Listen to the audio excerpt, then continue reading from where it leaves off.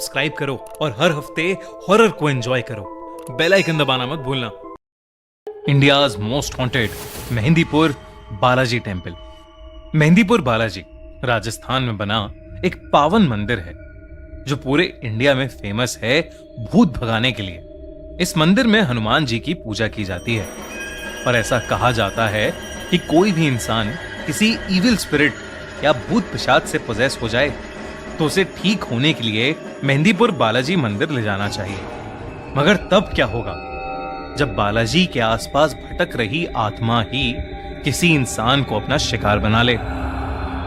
अर्शी एक struggling film maker थी जो न जाने कितने वक्त से अलग अलग प्रोड्यूसर्स को कांटेक्ट करके उनसे काम मांगने की कोशिश कर रही थी, मगर छोटे मोटे काम के अलावा अर्शी को कोई काम नहीं मिल पा रहा था। तभी उसके एक दोस्त ने उसे बताया कि एक प्रोड्यूसर को अर्शी का काम बहुत अच्छा लगा है और वो एक बहुत बड़ा प्रोजेक्ट अर्शी से कराना चाहता है। ये सुनकर अर्शी की आंखें खिल उठी। उसे लग रहा था कि शायद वो जो ब्रेक इतनी बुरी तरह से ढूंढ रही थी वो अब उसे मिल जाएगा। वो अगले ही दिन उस प्रोड्यूसर से मिलने चली गई। उस प्रोड्यूसर ने बिना कुछ ज्यादा देखे और पूछे अर्शी को वो प्रोजेक्ट दे दिया। अर्शी बहुत खुश हुई थी क्योंकि उसे उस काम के अच्छे खासे पैसे भी मिल रहे थे। उस प्रोड्यूसर ने अर्शी को बताया कि उसे मेहंदीपुर बालाजी जाकर एक रियल डॉक्यूमेंट्री शूट करनी होगी। इस काम के लिए उस प्रोड्यूसर ने अर्शी को 10 दिन का टाइम दिया और उसके साथ 5 लोगों की टीम भी दी। उस प्रोड्यूसर ने अर्शी को एक राजन नाम के आदमी का नंबर भी दिया और कहा कि राजन वहां का लोकल मैनेजर रहेगा। अगले ही दिन अर्शी अपनी टीम और राजन के साथ मेहंदीपुर बालाजी मंदिर के लिए निकल गए।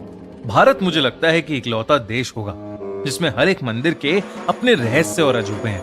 मेहंदीपुर बालाजी हो या अयोध्या का राम मंदिर। 2017 के इस आर्टिकल के अकॉर्डिंग अयोध्या राम मंदिर की प्रेडिक्शन एक एस्ट्रोलॉजर ने सुप्रीम कोर्ट के वर्डिक्ट से 2 साल पहले ही कर दी थी। प्रेडिक्शन थी कि 2024 के जनवरी महीने में मंदिर बन जाएगा और ठीक ऐसा ही हुआ। इसके बाद अर्शी मेहंदीपुर बालाजी मंदिर पहुंच गई थी, लेकिन मंदिर पहुंचते ही अर्शी को एक अलग ही सेंसेशन फील होने लगी। वो एक्साइटेड तो थी मगर उसके साथ साथ उसे एक अजीब सी बेचैनी फील हो रही थी। अर्शी और उसकी टीम शूट शुरू करने से पहले मंदिर को अच्छे से देखना चाहते थे। जब अर्शी मंदिर एक्सप्लोर कर रही थी तो अर्शी ने वहां ढेर सारी डिस्टर्बिंग चीजें देखी। आंगन में कुछ औरतें बैठकर अजीब सी हरकतें कर रही थी। कोई औरत चिल्ला रही थी, कोई पागलों की तरह बस हंसे जा रही थी। उन्हीं में से एक औरत ने अर्शी की तरफ देखा और वो अचानक ही हंसते हंसते रुक गई और फूट फूट कर रोने लगी।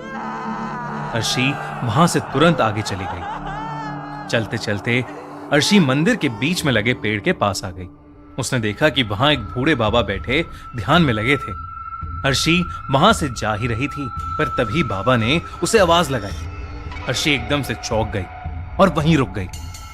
उन बूढ़े बाबा ने आंखें खोली और अर्शी को घूर कर देखा।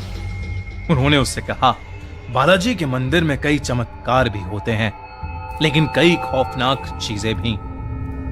ये कहते ही वो बाबा अजीब ढंग से हंसने लगे। अर्शी के साथ मौजूद राजन उसे वहां से ले गए।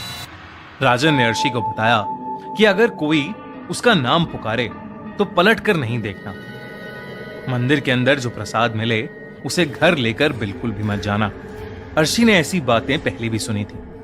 उसकी माँ उसे बताया करती थी कि बालाजी मंदिर में भगवान की बहुत ही ताकतवर शक्ति है जो लोगों को शैतानी काली शक्तियों से बचाती है। लेकिन अगर किसी इंसान ने बालाजी मंदिर के नियम तोड़े तो वो काली शक्तियां उस इंसान को हमेशा हमेशा के लिए जकड़ लेती हैं। इसके बाद अर्शी मंदिर में दर्शन करने गई और पंडित जी ने उसे प्रसाद भी दिया। उसने प्रसाद तुरंत वहीं खा लिया और फिर मंदिर से बाहर आने लगी। उसके आसपास भीड़ थोड़ी ज्यादा थी इसलिए पूरा ध्यान मंदिर से निकलने पर था जब अचानक अर्शी को किसी ने पीछे से पुकारा। राजन की बताई बात अर्शी के दिमाग से निकल गई और उसने पलटकर पीछे देख लिया। वहां कोई भी नहीं था। अर्शी मंदिर से बाहर तो आ गई थी मगर अब उसका माथा बहुत तेज दर्द से फटने लगा था। तभी अचानक उसका फोन बजा और वो एकदम से हड़बड़ा गई। अर्शी का फोन उसके हाथ से छूटकर नीचे गिर गया और टूट गया। वो अपने फोन के टुकड़े उठा ही रही थी कि तभी उसकी टीम का एक मेंबर आया और उसे बुलाकर अपने साथ ले गया। मंदिर से वापस आते ही अर्शी की तबीयत बिगड़ती जा रही थी। अर्शी का मन बहुत भारी होता जा रहा था। उसे ऐसा लग रहा था कि जैसे उसे ठीक से सांस नहीं आ रही हो, और इसलिए अपने होटल पहुंचते ही अर्शी रूम में जाकर दवाई लेकर सीधा सो गई। सोते सोते अचानक ही अर्शी को एक सपना आया जिसमें एक काला साया अर्शी का गला दबा रहा था। अर्शी को ऐसा लगने लगा जैसे उसका दम घुट रहा हो।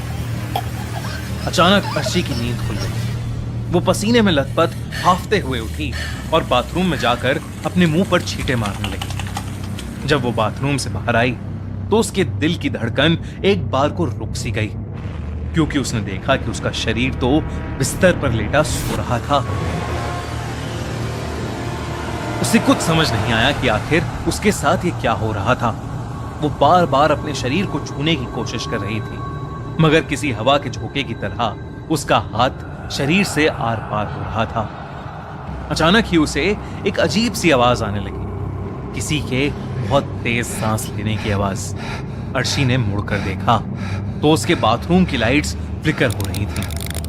वो बाथरूम की तरफ गई तो वहां कोई भी नहीं था, मगर वो जैसे ही मुड़ी उसने देखा कि उसका शरीर अब बिस्तर पर बैठा हुआ था। उसके बालों ने उसके चेहरे को कवर किया हुआ था और वो तेज सांसें लेने की आवाज अर्शी के शरीर से ही आ रही थी। वो जैसे ही अपने शरीर के पास गई, अचानक से उसके शरीर ने अपना सर उठाया और अर्शी का दिल बुरी तरह दहल उठा। अर्शी का चेहरा किसी चुड़ैल जैसा लग रहा था, और तो और उसके चेहरे पर नाक या होठ नहीं थे, सिर्फ 2 लाल आंखें थीं। ये देखकर अर्शी बहुत जोर से चिल्लाई और उसने अपनी आंखें बंद कर लीं। जब उसकी आंखें खुली तो वो अपने बेड पर ही थी। उसे रियलाइज हुआ कि वो तो बस एक सपना देख रही थी, मगर वो सपना बिल्कुल असली जैसा था। अगले दिन से अर्शी और उसकी टीम ने मेहंदीपुर बालाजी के मंदिर के आसपास शूटिंग शुरू कर दी। उन्होंने फिर से वहां कई सारे पोजेस्ड लोगों को देखा और उनका एग्जॉर्सिज्म होते हुए भी देखा। 4 दिन तक उन्होंने यही सारी शूटिंग की और बड़े बड़े पुजारियों का इंटरव्यू लिया। अर्शी वैसे तो अपने काम में खूब मन लगा रही थी, मगर उसकी तबीयत 4 दिन से काफी खराब हो रही थी और उसके पूरे शरीर पर रैशेस भी हो गए थे। जब अर्शी मंदिर के सबसे बड़े पुजारी का इंटरव्यू लेने पहुंची तो उन्होंने उसे कमरे के अंदर आने से मना कर दिया और उन्होंने हड़बड़ी में मंदिर के स्टाफ से अर्शी को एक रूम में बंद करने को कह दिया। उस पुजारी ने बताया कि अर्शी पर किसी बहुत बुरी आत्मा का साया पड़ गया था और उसके शरीर के रैशेस कोई बीमारी नहीं, बल्कि धीरे धीरे उसके शरीर पर उस काली आत्मा के बढ़ते हुए कब्जे के निशान थे। अचानक ही कमरे में अकेली बंद अर्शी को दौरे पड़ने लगे।